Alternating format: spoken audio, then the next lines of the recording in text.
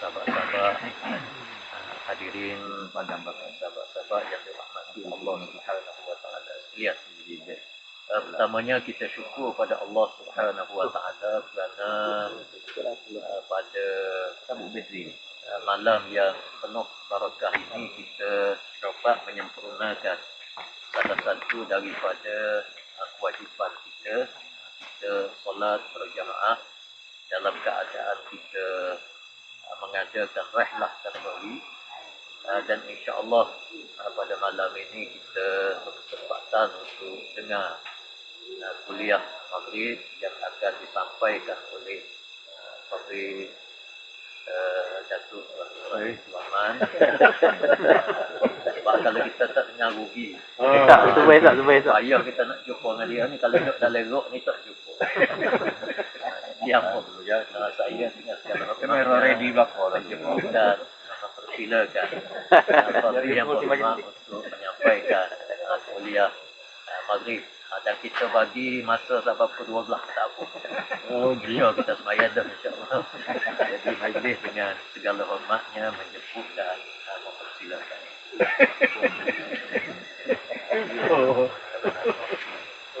Kalau kamu nak hitung nikmat yang Allah Ta'ala beri pada kamu, kamu tidak akan boleh menghitung.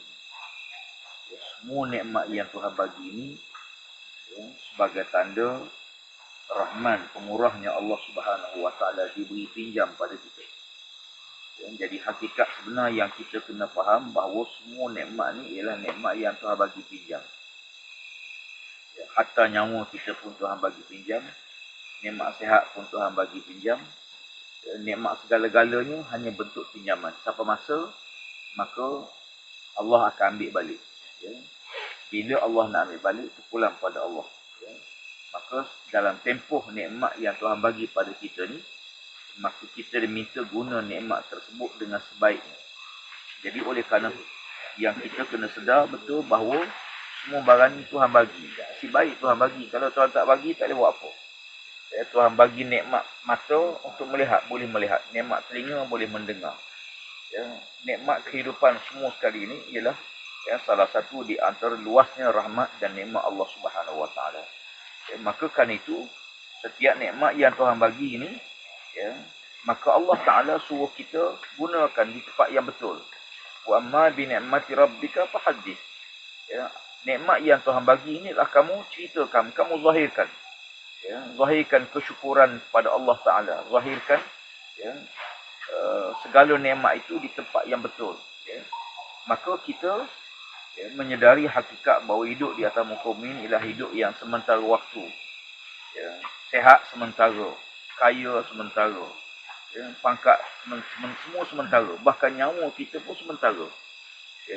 Tidak ada sesuatu yang kekal. Yang kekal Allah sebut, walal akhiratu khairun wa abqa. Akhirat tu lebih baik. Nak banding dengan nikmat dunia, akhirat lagi baik. Yang kedua, nikmat akhirat ni kekal. Tidak macam dunia ni tak kekal.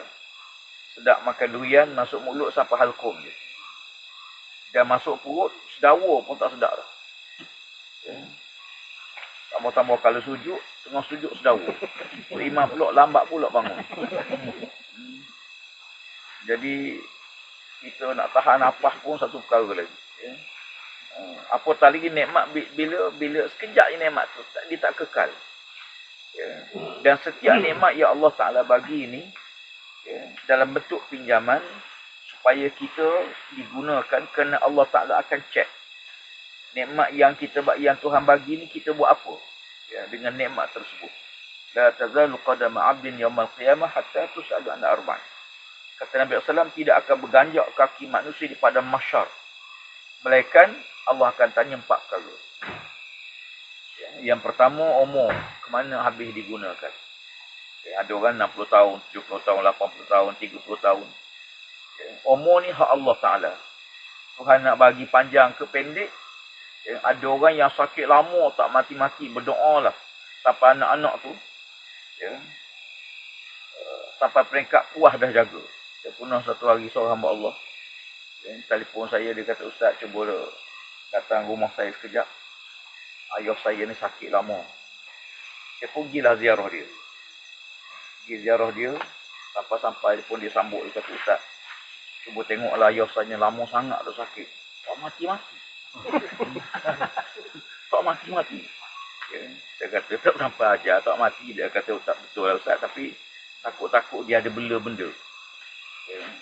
Zaman-zaman, orang zaman dulu ni kata ada bela hantu raya lah, apa macam-macam. Kononnya dia tak mati ni sebab ya, kononnya ada benda. Kata-kata tak ada. Manusia ni kalau sebab benda makhluk menyebabkan dia panjang umur, ramai tak mati ni. Ya. Jadi pasal apa mati? Sebenarnya tak sampai ajar je. Dia masuk pergi dekat pakcik ni memang dah ya, uzur sangat dah. Dia panggil anak-anak dia mari. Dia kata gini, mari kita baca Yasin. Baca Yasin sama-sama. Ya, baca Yasin doa. Doa yang Nabi SAW suruh. Ya Allah, kalau sekiranya orang sakit ni ya, ada peluang sembuh, maka tolong sembuhkan ya Allah. Tapi kalau sakitnya membuat ajalnya, maka tolong permudahkan ya Allah. Ya. Kita tak tahu sakit kita ni bawa ajal ke ataupun sakit ni ada harapan sembuh. Kita tak tahu. Maka kita pulang kepada Allah Ta'ala. Lepas siap doa, saya kembali. Sampai rumah saya, anak dia telefon. Dia kata, Ustaz, Alhamdulillah mati dah Ustaz. Pinang betul. Punya lamanya anak dia tunggu tu sampai dia rasa puas dah. Sebab tu Nabi SAW minta doa panjang umur ni jangan sampai nyanyuk. Yang kedua, doa panjang umur ni dalam taat. Jadi oleh kerana tu nikmat-nikmat yang ni, umur ni hak Allah Subhanahu Wa Taala. Nabi SAW suruh kita ambil kesempatan. Tuhan bagi pinjam umur kita. Ya, dan kemana kita gunakan umur tersebut. Kadang-kadang kita guna umur 60 tahun, 70 tahun. Ada tak makhluk Allah yang sampai 70 tahun? Ada, tapi tak banyak lah. Okay. Tadi saya tengok ayam tadi. Zul kata ayam dia muda. Okay. Berapa bulan tu? 3 bulan. 3 bulan. 3 bulan, mudalah duduk pada ayam. Okay. Kalau 3 bulan duduk pada orang, tak. Tuhan bagi tu dengan sesuai umur dia. Ya, ada binatang hidup 2-3 hari je. Ada yang 2 minggu, ada yang sebulan, ada yang 2 bulan, ada yang sampai 7 tahun. Manusia ni sampai 70 tahun, 80 tahun. Allah. Tapi rasa nak panjang lagi umur kalau boleh. Ya. Sebenarnya doa supaya Tuhan bagi. Nikmat ni yang ditanya. Pertama, daripada umur ke mana kamu guna. Waktu muda buat apa? Ni orang tua-tua ni lah. Ya. Orang muda-muda ni, kita nak tahu orang tu muda, orang tu tua tu senang je. Kalau kita pergi borok dengan dia cerita barang yang dah dulu. Dulu. Tu tak nak orang tua lah tu. Ya, orang tua ni, kita buang dengan dia, kita borok dengan dia, dia akan cerita yang dulu-dulu. Dia kata dulu ikan, Allah. Ya, sungai ni, ya, sepok air, baru boleh ambil, sepok ikan baru boleh ambil air. Apanya banyak tak. Ya. Tapi kalau dia cerita yang lepas-lepas tu, tanda dia tua lah. Orang muda dia cerita benda semasa, benda yang akan datang. Biasa orang muda. Ya, tak apalah nak sebutnya, dia umur muda ni Allah tanya, ke mana kita gunakan. Ya, kemudian yang ketiga, Allah SWT akan tanya kita, ya, harta yang kita dapat. Daripada mana kita dapat, ke mana kita belanja. Yang keempat, Allah akan tanya ilmu. Yang kita tahu ni, kita beramal ke tidak dengan ilmu yang kita tahu. Ya. Jadi, bila empat ni kata Sayyidina Ali bin Abi Talib, ya, bila mari bab harta, Allah tanya 2. Yang lain Allah tanya 1 je. Umur buat apa? Zaman muda ke mana diguna? Ilmu beramal ke tidak? Tapi bila mari harta, ditanya 2. Ya, yang lain semua tanya 1 je soalan. Ya. Bila sampai bab harta, ditanya 2 soalan. Pertama, daripada mana dapat ni? Ya, kita tengok kawan kita buat durian, kita tanya mari mana ni? Dia kata beli kedai tu. Ada orang kata ambil mana ni? Curi pokok tu. Patut sedap pun. Ada juga je. Dengar curi tu patut sedap, tak patut betul. Jadi daripada mana kita dapat harta kita? Gaji, duit, apa semua daripada mana kita dapat ni? Yang kedua, ke mana kita belanja? Sebab tu kan Sayyidina Ali bin Abi Talib, harta yang haram, harta yang halal dihisap, yang haram diazab. Harta Yang halal dihisap, sepatut halal ni tak usah hisap dah. Allah pun tahu dah halal. So, kita bawa kereta, boleh buat roadblock. Dia tanya pakcik, ada lesen? Dia kata ada. Tengok. Dia kata, apa nak tengok? Ada lesen. Tak tengoklah. Tak nak tengok juga. Kita buat keluar lesen tengok. Dia tengok. Mati dah lesen Ustaz. Dia kata, tak bau. Dia kata benda mati ni bau dulu ni tak bau tak. Dia ni bau di balai kata dia. Jadi kita kadang-kadang tak sedar. Lesen mati tak apa, bateri lampu mati boleh bos mula hidup balik. Kamera mati tak apa. Boleh start balik. Tapi dan manusia mati habis.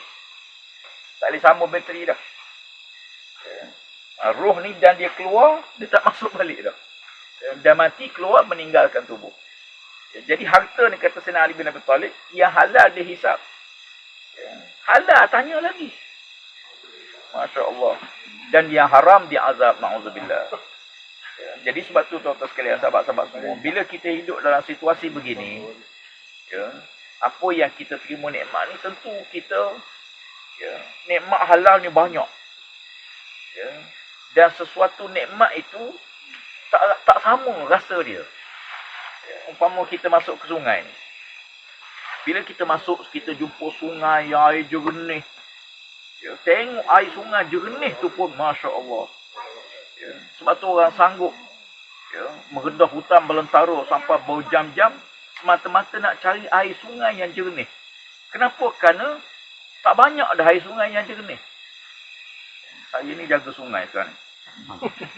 Jaga sumber air. Jadi bila sungai cemar ni, kita sangat memang tak boleh terima. Ada kilang kadang-kadang buang pencemaran dalam sungai. Padahal sungai tu sungai yang seduh air untuk kita minum. Dan orang sanggup cari dalam berjam-jam semata-mata nak cari sungai yang jernih. Nikmat ni, tengok sungai jernih tu belum tengok ikan keluar lagi. Tu belum tengok ikan lagi. Ada orang kadang-kadang dapat disimpan tu pasal apa? Nak balik nikmat ikan keluar ni ke rumah dia. Orang lain pakai tengok je. Nikmat dia tu. Tapi belum tentu hidup lagi. Buat balik pun pengalaman saya lah. Jarang hidup. Tapi dapat ke dia lah dah. Tapi nikmat ni, nikmat ikan tu. Setiap ikan tu tak sama. Ikan susu batang lain nikmat dia. Ikan apa lagi? Ikan patung. Nikmat.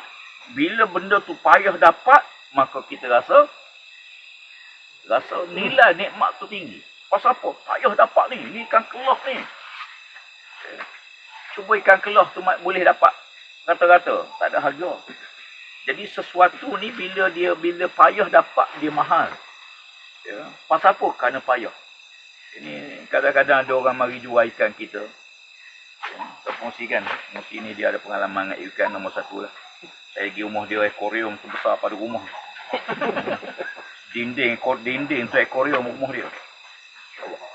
Ikan ni, ikan keluar ni sebagai contoh. Bila kita tengok dia bergerak, dia waktu orang sanggup balik tu. Walau susah macam mana. Pasal apa? Nak tengok dia hidup, dia berenang apa semua tu. Nikmat tu. Jadi sebab tu, sesuatu yang payah dapat, maka harganya mahal. Nilai mahal. Saya pengalaman kalau masuk hutan, masuk di sungai-sungai ni. Kalau tuan-tuan ada orang mari jual ikan keluar lah. Kata berapa sekilo, 200 kilo. Belilah. Tak usah tawar lah. Puak cik tu dapat ikan keluar tu. Pada akhirat tu. Bukan dekat-dekat nak dapat tu. Sama juga kalau orang jual madu tualang. Madu apa madu tualang? Tuan-tuan tengok juga. Dia nak ambil, nak panjat madu tualang tu. Dia gada nyawa. Baik meniti di atas apa? Atas dahan tu. Nak tu ambil tu. Masya Allah. Tanya berapa pakcik? 150. Bayar je. Ni tawar. RM60 boleh tak? Kata tu kata korokmu. Oh, dia marah. Pasal apa? Kita tengok susah dia ambil tu. Ya. Sebab tu kita tahu nilai dia. Ya. Sebab tu sekarang ni macam ikan yang mahal, ikan keluar apa semua. Dia tak boleh hidup di sungai yang kotor. Ya. Air sungai yang keruh dia tak boleh hidup. Dia hanya hidup tempat air yang jernih. Ya. Tempat air yang tak tercemar. Ya. Sebab tu kita nak supaya semua orang kena jaga. Ya. Sungai ni ialah syurga ni Allah sebut sungai lah. Ya. Setiap kali Allah sebut syurga, Allah akan sebut sungai. Ya. Allah sebut kebun, dan Allah mesti sebut sungai. Ya. Jannatin tajri min tahtihal anhar. Syurga ni mengalir di bawahnya sungai-sungai. Pasal apa syurga disebut sungai? Cantiknya satu tempat tu kan duduk pada sungai. Ya. Sebab tu kalau kita tengok, kalau kita beli kebun, dia ada sungai, lain harga dia. Ya, sungai tu jernih, memang nikmat tengok. Ya. Jadi nak sebutnya, apa yang kita terima nikmat Allah, nikmat yang Tuhan bagi ni, ya, memang nikmat tu tak sama. Ya, sebab tu ada orang panjat gunung. Ya. Di panjat gunung, gadang nyawa, kadang-kadang kritik susah. Tapi nikmat dia rasa bila panjat gunung tu sampai ke puncak tu, dia rasa satu kepuasan bagi dia. Ya. Bagi orang biasa kata, apalah gila panjat gunung. Dapat apa? Pasal apa? Sebab nikmat tu tak sama. Ya, nikmat tu tak sama. Hatta dalam syurga, ya, setiap ahli syurga ni, nikmat sama tak sama. Ya. Saya sering kali sebut, macam kita masuk masjid.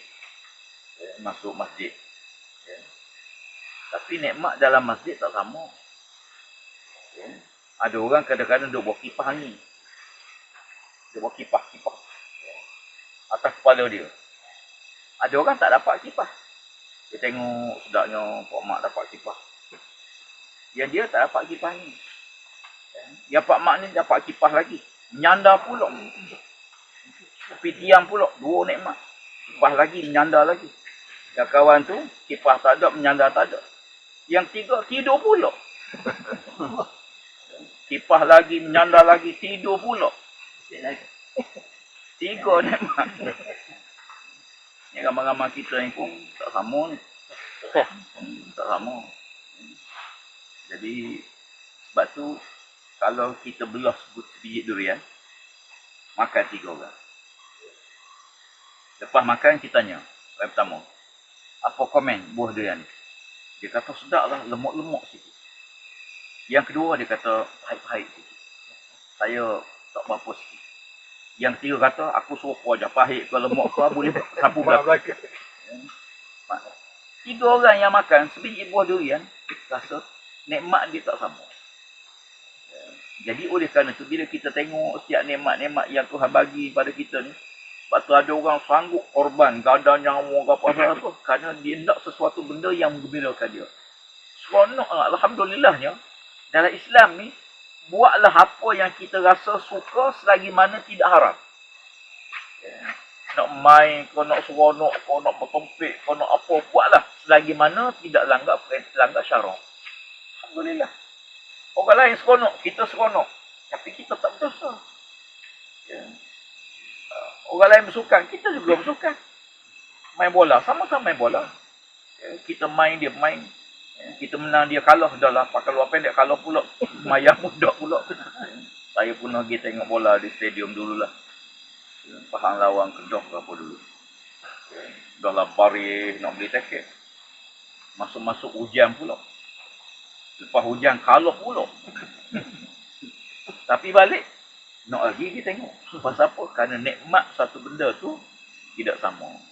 Jadi oleh kerana tu, umur kita Tuhan bagi ni, ada waktu kita merasai nikmat itu. Sampai masa nikmat tu hilang pada kita. Dulu, kita tua dulu. Tak disebut dulu. Oh, ni kalau boleh makan lah. Lah ni, gigi pun tak ada dah. Tuhan tarik dah nikmat dia. Nikmat mamoh tu, tak ada dah. Gigi palsu ni, tak rasa nikmat dah. Kemudian, gigi palsu boleh pakai lagi. Tapi tak boleh makan dah. Dodol-dodol dia makan gigi palsu, telan gigi. Tak boleh makan dah. Dulu awak ni boleh makan, sekarang tak boleh dah. Pasal apa? Dulu makan tak apa, tak mudaratkan tubuh. Ya. Benda yang sama, sekarang tak boleh makan. Pasal apa? Mudarat tubuh. Ya. Dulu tak apa, sekarang makan kembung lah. Masuk angin lah, apa macam-macam lah. Ya. Maknanya sikit-sikit Tuhan tarik nikmat. Ya. Allah Ta'ala tarik sikit. Ya. Nikmat mata Tuhan tarik sikit. Kena pakai cermin. Ya. Kadang-kadang cermin tu tebal. Ya. Kadang-kadang nikmat telinga. Telinga ada tapi tak apa dengar. Kadang-kadang nikmat kesihatan kita. Boleh angkat sekarang dah tak ada gerak dah, tak cekak dah. Sikit-sikit Allah tarik nikmat. Pasal apa? Kerana kita hidup di luar tempat. Bila nikmat dunia mula hilang pada kita, maka nikmat tu akan berkumpul orang beriman di syurga Allah Subhanahu Wa Taala. Maka keluarlah dia daripada dunia, ya, kepada satu alam yang lagi hebat, iaitu alam akhirat. Situlah Allah sebut, ya, walal akhiratu khairun wa abqa. Akhirat lebih baik pada dunia dan dia kekal. Ya. Kekal muda tak tua-tua. Ya. Kalau bidadari itu tak tua-tua. Ya. Seorang lelaki 70 bidadari. Kena makan tu kali kau tak payah. Ada seorang sahabat Nabi. Dia ni hobi pera kambing. Hobi dia pera kambing. Dia mari jumpa Nabi. Dia kata, ya Rasulullah, nak tanya soalan. Saya ni suka sangat pera kambing, ya Rasulullah. Ya, kalau saya masuk syurga, boleh tak saya nak pera kambing? Jadi sahabat-sahabat sukut. Ya, dengar dia tanya mata masa-masa gelap. Masuk syurga nak pera kambing lagi. Kau ni mau ni kali ada hak masuk jala, kata saya. Hobi saya jala. Kalau masuk syurga boleh tak jala lagi. Ya, ada hak hobi mancing. Tak. Masuk syurga nak ngai lagi. Ni ada ni. Royak kan. Oh, ada hak jaga kemah. Hobi dia jaga kemah. Marilah bila-bila pun jaga kemah. Oh, bagus dia ni. Pengaruh nak lepas. Jadi nikmat-nikmat ni macam-macam. Jadi Nabi kata beritahu dia, Nabi kata akhirat esok ada satu kebun, satu kebun, rumput dia panjang-panjang, hijau, kambing gemuk-gemuk, kamu boleh tera kambingmu di situ, kata Rasulullah. Masya Allah, sahabat dia terkejut. Rupanya akhirat besok boleh tera kambing juga. Jadi Haji Rizal, boleh. Kalau nikmat jaga, insya-Allah. Tanya pula soalan, nak bawa jala, kena bawa ke jala dunia ni? Tak payah. Akhirat esok ada jala lain. Tapi semua nikmat atas dunia yang halal, orang beriman masuk syurga, nikmat tu Tuhan sambung di akhirat. Masya Allah. Ada seorang wanita yang mari tanya Nabi, ya Rasulullah, saya ni kahwin. Takdir Allah Ta'ala, suami dia meninggal. Dia kahwin yang kedua. Tak lama lepas dia kahwin, suami dia meninggal pula. Masa dia kahwin yang ketiga, dia kahwin yang ketiga. Dia kata, ya Rasulullah, nanti di akhirat, siapa jadi suami aku? Kalau lelaki tak apa tak. Dia ni perempuan. Siapa suami di akhirat esok? Dia waktu dunia, dia kahwin 2-3 suami. Kahwin suami dia meninggal. Kahwin yang lain suami dia meninggal. Contoh. Mana satu suami di akhirat besok? Nabi kata, Masya Allah. Allah Ta'ala bagi kamu pilih. Mana satu suami yang kamu nak bersama kamu dalam syurga besok di akhirat. Pilih. Tentulah dia akan pilih suami yang baik, yang sayang, duit semua. Beli kasut, beli baju. Tak ambil duit. Tak pinjam, bayar dok. Tak. Apa lagi? Jadi tentulah dia akan pilih suami yang paling dia suka waktu duduk dunia. Jadi nak sebutnya nikmat. Jadi oleh kerana itu sahabat-sahabat sekalian, nikmat yang Tuhan bagi pada kita, nikmat yang pengalaman bagi saya lah. Pengalaman masuk hutan, jumpa sudut sungai ni banyak kali dah, banyak tempat. Macam-macam. Rasa beratus sungai dah. Di Malaysia ni, di Sabah, Sarawak, di luar negara pun, pergi ke sungai ni rasa beratus sungai. Memang nikmat pertama bila kita pergi jauh macam mana pun tak apa. Sampai-sampai air jernih. Ikan pula banyak, Masya Allah. Pernah satu masa dulu. Sampai-sampai satu sungai dalam masuk dalam 2-3 jam. Sampai-sampai di atas tebing tu tengok ikan keluar. Masya Allah. Turun menyelam tu tengok ikan. Tak ambil. Macam akuarium tu. Punya nikmat tengok, Masya Allah. Ni, jadi oleh kerana tu, apa yang penting pada kita ialah kita berusaha untuk pelihara, nak balik pada poin saya ialah pelihara sumber air, pelihara sungai kita. Sungai kita ni banyak tercemar. Ada 2 jenis pencemaran. Satu cemar yang zahir yang kita nampak kerana keruh, kerana mungkin ada pembalakan, mungkin ada pertanian, mungkin ada orang buka ladang, ataupun hujan banyak sangat turun menyebabkan berlaku. Dia keruh je, tapi air itu sebenarnya bersih. Boleh minum, dia bersih, cuma dia keruh. Dan ada satu lagi, nampak kelihatan zahir bersih, jernih, tapi penuh dengan bahan kimia, penuh dengan bahan beracun, sampai ikan pun tak hidup. Saya pernah pergi satu sungai di Pahang ni, di kawasan bawah pada Cameron Highland.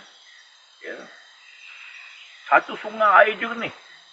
Tapi terus terang saya tak pernah jumpa sungai macam seekor ikan pun tak ada. Anak ikan pun tak hidup.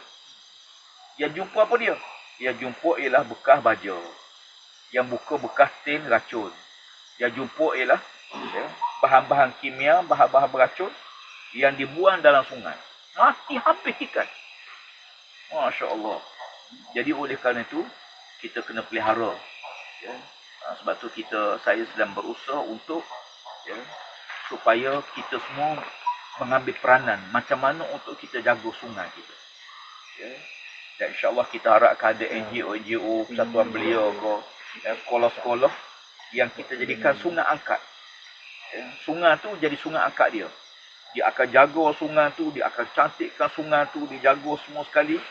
Bahkan, kalau diurus betul, dia boleh menjana pendapatan bagi NGO badan. Dijaga sungguh, dibersihkan, kemudian tempat rekreasi. Dibuat tempat rekreasi. Dan dia boleh ambil duit pun. Orang masuk, payahlah 30 sen, 40 sen, 50 sen. Dan disediakan kemudahan tempat tu, pembersihan. Maknanya kalau kita boleh ambil semua, semua anak-anak sungai yang menjadi pemangkin kepala sungai besar dapat kita jaga, insya-Allah sungai kita akan dapat kita pelihara. Dan pada waktu itu, kita nak tengok tidak ada lagi masing-masing jadikan sungai tempat kita buang sampah, buang kekotoran. Orang Melayu jarang sungai depan rumah. Biasa sungai belakang rumah. Negara maju, sungai depan rumah dia. Sebab dia nak jaga sungai tu. Tapi kita biasanya sungai duduk belakang rumah. Nak pergi mana? Pergi sungai. Pergi sungai tak ada kerja lain. Ada. Dia sebut nak pergi sungai tu, tahu dah. Labur. Pergi melabur lah tu. Ikan pun. Besar-besar pula tu ikan tu. Tunggu bawah jamban. Sekarang tak banyak dah, Alhamdulillah. Cuma nak sebutnya, mudah-mudahan nikmat yang Tuhan bagi ni, saya bila tengok sungai jernih Kalserok, nak boleh bawa balik rumah, bawa balik sungai. Tapi kalau pakai balik belakang tak ada sungai. Tapi maknanya kita jaga, kita pelihara dan insya-Allah kita guna sebaik mungkin nikmat yang Tuhan bagi. Simpulannya 3 perkara lah. Yang pertama, nikmat yang Tuhan bagi ni nikmat yang kita perlu guna tempat yang Allah redha, jangan guna tempat yang dilarang oleh Allah Subhanahu Wa Taala, dan nikmat ini akan ditanya oleh Allah di akhirat. Yang kedua, setiap nikmat itu tidak sama di antara kita. Nikmat perasaan kita, keseronokan, kegembiraan tak sama, walaupun benda tu sama. Sungai sama, tapi nikmat tak sama. Saya pernah dulu mari, ada seorang sahabat kita mari sampai sungai, orang lain pakai mandi apa semua, dia tak boleh mandi, pasal dia demam duduk dalam kemah. Memang dia suka jaga kemah pun.